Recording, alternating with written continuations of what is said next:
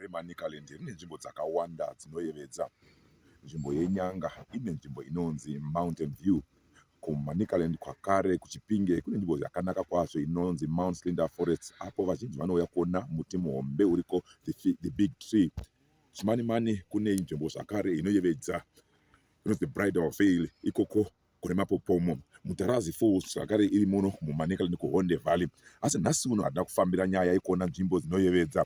Ndafambira kuona mashoko akataurwa nebazi rezvekufambisa kwezvinhu pamwe chete nezvivakwa zvichinzi Manicaland zviro kwazvo haina kana poto pasi peurongwa hwemutungamiri wenyika kuvandudza migwagwa kwakasiyana siyana.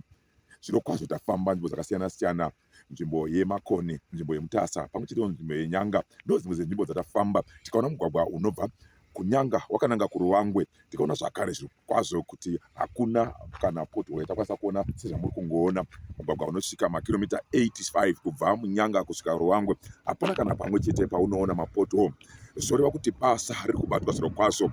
Uye Honorable Minister Felix Tapiwa Mhona vanova kurikota rekufambisa kwezvinhu pamwe chete nezvivakwa vakataura pavakaparura basa rekufamba kwemugwagwa uri muna Harare Drive muguta guru reHarare unosvika kuWestgate. Vakati hurumende haisi kuzomira muHarare bedzi asi kuramba ichivandudza mugwagwa kwese kwese.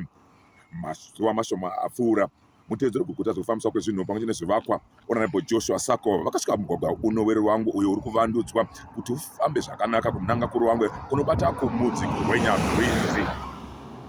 Ndiri panzvimbo yeSouth Bay kuNyanga. Ndinonyila mo mtakandoona masunungure fire.com.